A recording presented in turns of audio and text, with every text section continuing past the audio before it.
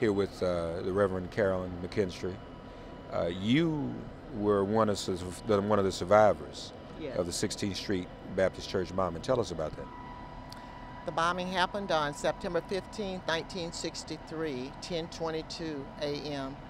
I arrived at church with two younger brothers, Alan, 6, and Wendell, 10, and proceeded with my job as a secretary of the Sunday school. I was 14 years old, but real adept at doing things. Okay. And, Birmingham was a place of bombings. We had had many characterizations at that point.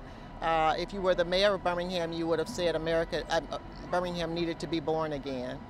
If you were Martin Luther King, you might have said Birmingham is the most segregated city in the South and in America. But in international media, we were called America's Johannesburg.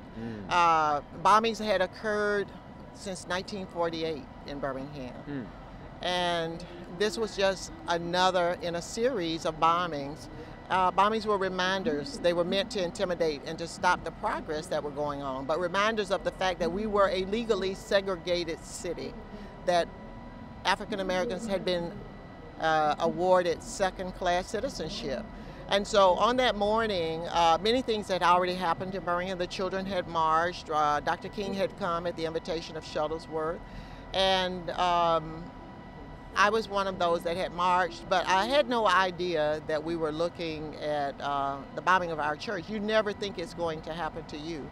I had just left my Sunday school class, went to count the money as a secretary, had passed the bathroom where the girls were. They were all friends of mine. And when I reached the top of the steps, the phone was ringing.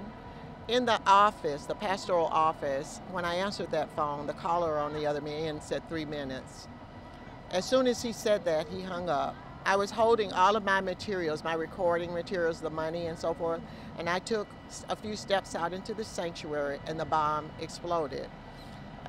It would be probably 3:30 or so that day before I knew that my friends had not made it out of the bathroom.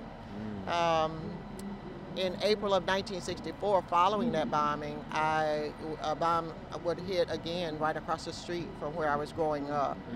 And after that second bombing, depression would follow me for probably almost 15, 20 years, struggling to understand the world I was living in. We didn't know all the things kids know today.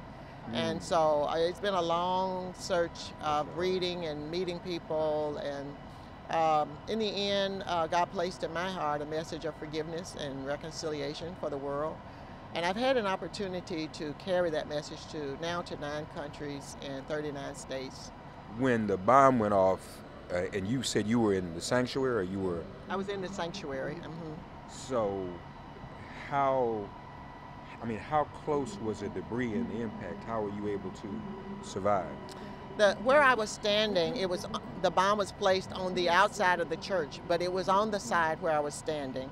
We had hardwood floors then, and as soon as the bomb exploded, glass crashed in and everything, and you could hear people screaming. And because there were hardwood floors, you could hear feet when they got up to run out. But when the bomb first exploded, someone screamed and said, "Hit the floor." And then they were quiet for maybe 15 seconds, and you could hear shoes against those hardwood floors, people running out to get outside. When we got outside, I was looking for those two younger brothers, but what everybody observed was that we were already surrounded by police. The church was already surrounded by police cars. They had already blocked it off and everything. So it was chaos there. It was probably not in the first 15 minutes that the girls were found. It was probably maybe in the second 15 minutes. I went home not knowing that anyone had been killed, but it would be about 3:30 before I knew. Thank you for your ministry and for sharing, and God bless you for overcoming that depression with love and forgiveness and grace. Yeah, that was monstrous. I remember the words of Dr. King during their funeral. He said, and yet we have hope. Unmerited suffering is redemptive, and it is our hope that the death of these 4 girls will continue to be a redemptive force, not just in Alabama and Birmingham, but all over this country. We have that hope today. Thank you. Sure. God bless you. Thank you for joining us. I'm such a fan of yours. Oh, bless your heart.